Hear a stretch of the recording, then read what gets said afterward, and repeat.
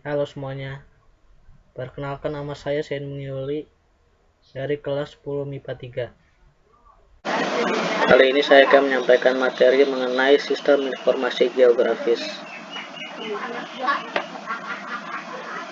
Materi yang terkandung pada sistem informasi geografis ada 4. Yang pertama yaitu pengertian sistem informasi geografis. Yang kedua, manfaat sistem informasi geografis. Yang ketiga, komponen sistem informasi geografis.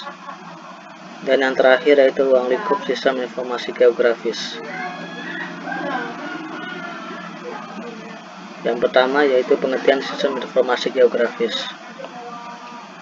Sistem informasi geografis merupakan sistem komputer yang memiliki kemampuan untuk membangun, menyimpan, mengelola, dan menampilkan informasi bereferensi geografis seperti data diidentifikasi berdasarkan lokasinya dalam database.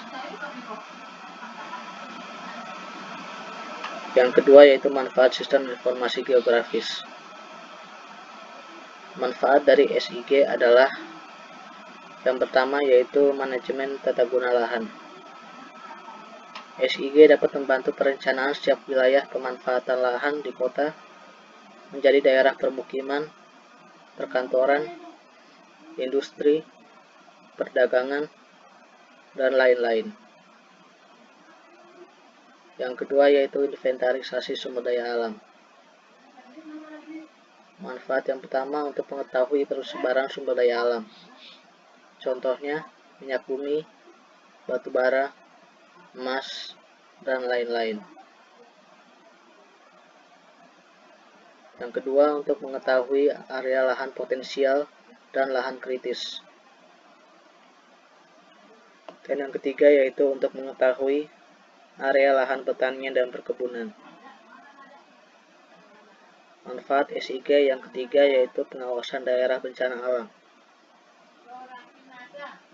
SIG bermanfaat untuk melihat luas daerah bencana alam. Yang kedua yaitu sebagai pencegahan jika terjadi bencana alam nantinya. Yang ketiga untuk memprediksi ketinggian banjir.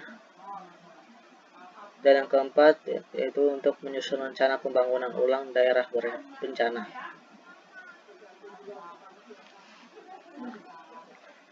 Manfaat sistem informasi geografis yang keempat yaitu bidang perencanaan kota dan wilayah. Bidang ini terbagi-bagi menjadi 6 bidang. Bidang yang pertama yaitu bidang sumber daya. Contoh dari bidang sumber daya yaitu permukiman, pertanian, perkebunan, tata guna lahan, dan lain-lain. Selanjutnya yaitu bidang perencanaan ruang. Contohnya perencanaan tata ruang wilayah, kawasan industri, pasar, permukiman, dan lain-lain. Yang ketiga yaitu bidang manajemen atau sarana prasarana. Contohnya sistem jaringan air bersih, perencanaan, dan perluasan jaringan listrik. Yang keempat yaitu bidang pariwisata. Contohnya inventarisasi pariwisata dan analisis potensi pariwisata suatu daerah. Yang kelima yaitu bidang transportasi. Contoh bidang transportasi yaitu inventarisasi jaringan transportasi publik, perencanaan perluasan sistem jaringan jalan, analisis kawasan rawan macet dan kecelakaan. Dan yang terakhir yaitu bidang sosial dan budaya. Contoh dari bidang ini yaitu mengetahui luas dan persebaran penduduk suatu daerah, pendataan dan pengembangan pusat-pusat pertumbuhan dan pembangunan pada suatu kawasan, rumah sakit, sekolah, perkantoran.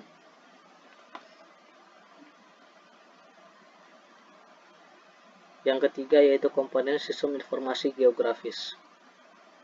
Komponen ini terbagi menjadi yang pertama yaitu perangkat keras atau hardware. Perangkat keras yaitu perangkat fisik yang menjadi bagian dari sistem komputer yang mendukung analisis geografi dan pemetaan. Perangkat ini tersusun atas bagian penginput data, pengolah data, dan pencetak hasil proses. Yang kedua yaitu perangkat lunak atau software. Perangkat lunak atau software yaitu perangkat yang dipakai untuk menyimpan, menganalisa, memvisualkan data secara spasial ataupun non-spasial. Perangkat ini terdiri dari alat untuk menginput dan memanipulasi data SIG, database, dan alat untuk menayangkan hasil analisa. Komponen yang ketiga yaitu data. Ada dua jenis data dalam SIG, yaitu data spasial, disajikan dalam bentuk peta atau gambar berformat digital, dan data non-spasial yang berupa tabel.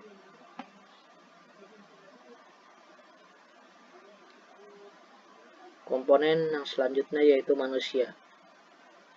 Manusia adalah elemen pokok dari SIG karena merupakan perencana dan pengguna SIG.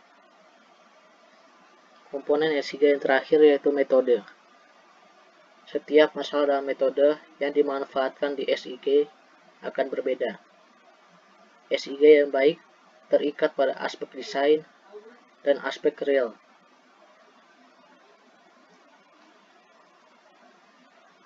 Ruang lingkup sistem informasi geografis. Ruang lingkup SIG terdiri atas yang pertama yaitu input data. Proses input data digunakan untuk memasukkan data spasial dan non-spasial. Yang kedua yaitu manipulasi data. Tipe data yang digunakan oleh SIG kemungkinan harus dimanipulasi agar sesuai dengan sistem yang dipakai.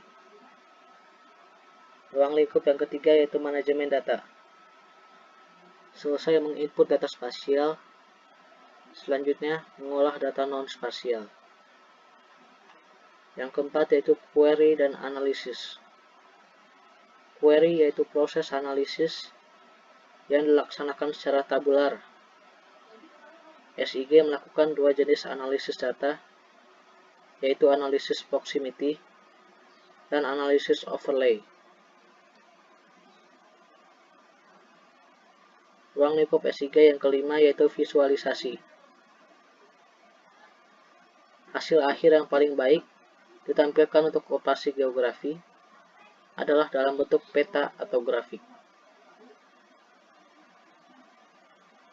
Sekian yang bisa dapat saya sampaikan.